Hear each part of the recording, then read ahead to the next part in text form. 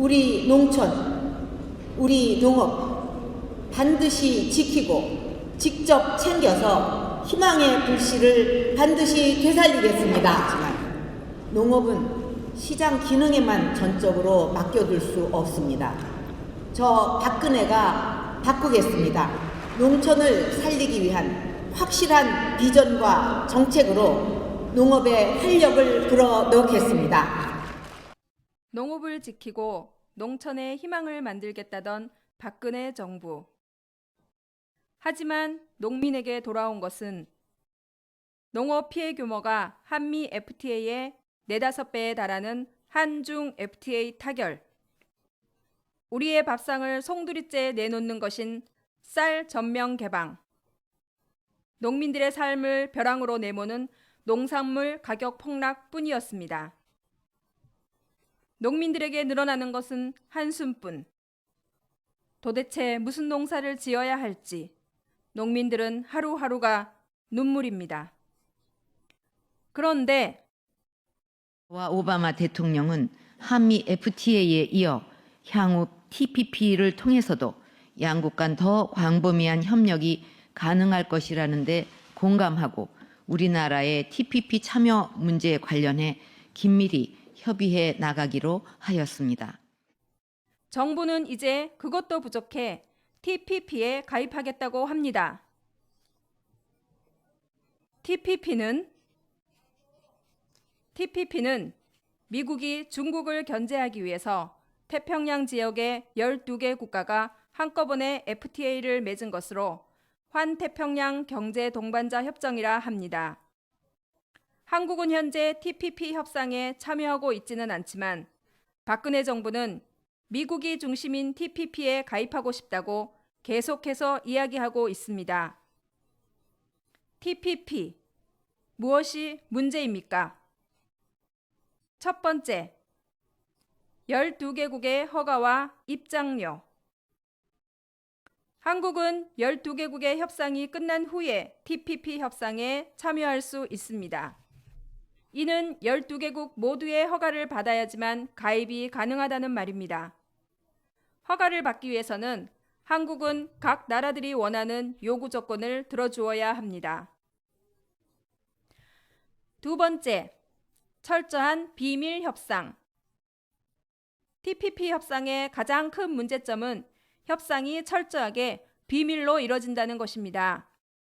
이는 국내 산업에 미치는 영향을 제대로 가늠할 수 없을 뿐만 아니라 우리가 왜, 무엇을 더 내어줬는지 알 수 없기에 국민의 알 권리를 심각하게 침해하는 행위입니다. 세 번째, 사실상의 한일 FTA. 현재 TPP에 참여하고 있는 12개국 중에서 우리가 FTA를 맺지 않은 나라는 멕시코와 일본뿐이고 이것은 사실 한일 FTA를 맺는 것과 같은 것입니다. 일본과의 FTA는 과거 한국 기업들의 반대로 무산된 적이 있으며 자동차 및 부품 산업, 기계 산업 등의 피해가 예상되고 있습니다. 그렇다면 TPP는 우리에게 어떤 영향을 미치게 될까요? 첫 번째, 쌀 개방. 정부는 농민들의 반대와 국민의 우려에도 2015년부터 쌀을 전면 개방하였습니다. 그리고는 513%의 관세를 통해 우리 쌀을 지키겠다고 약속했습니다. 하지만 올 초 미국과 중국은 WTO에 513%가 너무 높다고 항의를 했고 한국은 미국이 주도하는 TPP 협상에 가입하려면 관세율을 낮출 수밖에 없습니다. 관세율을 그대로 유지하려면 미국 쌀을 추가로 수입하는 조건을 들어주어야 합니다. 지난 5월 8일 한국농수산식품유통공사에서는 2015년도 40만 톤의 의무 수입 물량의 쌀을 수입하면서 그중 1만 톤가량의 밥쌀용 쌀을 구입하겠다는 입찰 공고를 게시하였습니다. 이미 지난해 9월 WTO 쌀 협상을 통해 밥쌀용 쌀을 수입해야 한다는 규정이 없어졌는데도 굳이 밥쌀용 쌀을 수입하겠다는 것입니다. 이것은 정부가 미국과 이면 합의를 진행하고 있다는 것이고 TPP 가입을 위해 미리부터 조공을 바치려는 것으로 밖에 볼 수 없습니다. 쌀 시장을 추가로 개방하지 않겠다는 한국 정부의 약속이 거짓으로 드러난 것입니다. 두 번째, 미국산 광우병 쇠고기 수입. 한미 FTA 때 우리는 미국산 광우병 쇠고기를 막기 위해 긴 투쟁을 했습니다. 이 투쟁으로 우리는 광우병 위험이 적은 30개월 미만의 쇠고기만 수입하게 되었습니다. 하지만 TPP 협상 과정에서 미국은 30개월 이상의 쇠고기 수입을 다시 요구할 것이며 검역 조건 완화를 요구할 것입니다. 세 번째, GMO 대량 수입. TPP 협상 과정에서 미국은 유전자 조작 식품 GMO의 수입 기준을 완화하라고 요구할 것입니다. 유전자 조작 식품은 안전성이 검증되지 않았고 기준이 완화되면 많은 양이 수입되어 우리의 밥상을 위협할 수 있습니다. 네 번째, 일본산 방사능 수산물. 현재 방사능 오염으로 인해 일본의 8개현의 수산물 수입은 전면 금지되어 있습니다.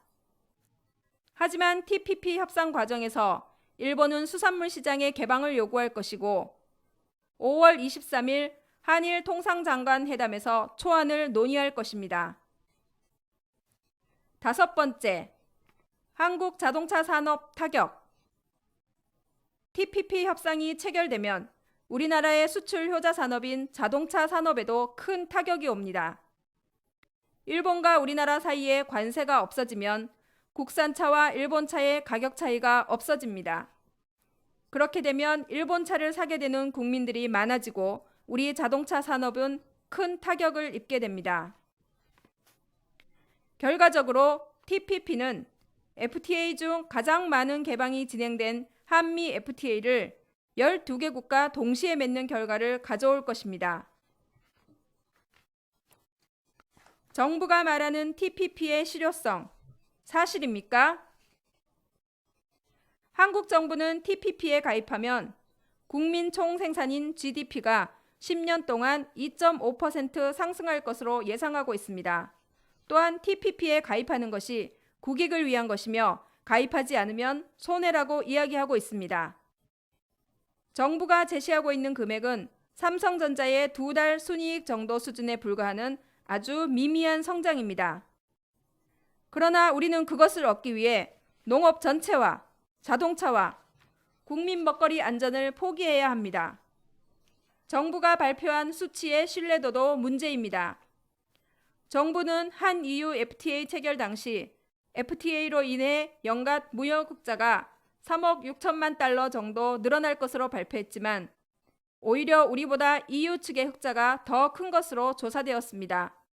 한미 FTA 역시 마찬가지입니다. 또한 미국은 TPP로 아시아 태평양 지역에서 중국을 견제하려 하고 있기 때문에 경제적인 부분 외에 정치적 고려도 작용하게 됩니다. 중국과의 관계가 매우 중요한 한국 기업들로서는 중국으로의 수출도 어려워질 수 있습니다. 그럼 우리는 무엇을 해야 하나요?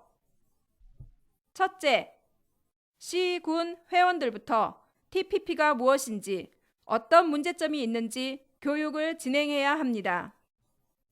회원들부터 TPP가 무엇인지 알아야 선전을 할 수 있고 투쟁도 할 수 있습니다. 여성 농민들부터 먼저 학습하고 실천하는 속에서 TPP 가입은 막을 수가 있습니다. 마을 교육, 시군 회원 교육, 소모임 교육, 지역 강연회를 조직합시다. 둘째, 전 시군에서 TPP의 문제를 알리는 현수막과 깃발, 스티커를 부착합시다. 농산물 개방의 완결판이라 불리는 TPP 협상의 문제점을 알리는 현수막을 전 시군에 대대적으로 부착합시다. 그리고 회원들부터 논밭, 농기계나 차량에 TPP를 반대한다는 깃발이나 스티커를 부착합시다. 마을 사람들과 함께 합시다. 셋째, 장날 선전전과 차량 선전전, 릴레이 1인 시위를 진행합시다. 장날 동네 사람들에게 TPP의 문제점을 널리 알려내야 합니다. 가능한 시군에서는 차량을 이용한 선전전 및 1인 시위도 진행합시다. 넷째, 8.27 전국 여성농민 대표자 대회에 적극 참여하여 TPP 가입을 저지합시다. 7, 8월 정부는 TPP 가입을 막무가내로 밀어붙일 것입니다. 8월 27일 전국 여성농민 대표자 대회는 정부의 TPP 가입을 막아내는 중요한 투쟁이 될 것입니다. 우리 농업을 지키는 일에 여성농민이 앞장서서 나서야 합니다. 8월 27일에는 우리 여성농민 모두가 서울로 모입시다.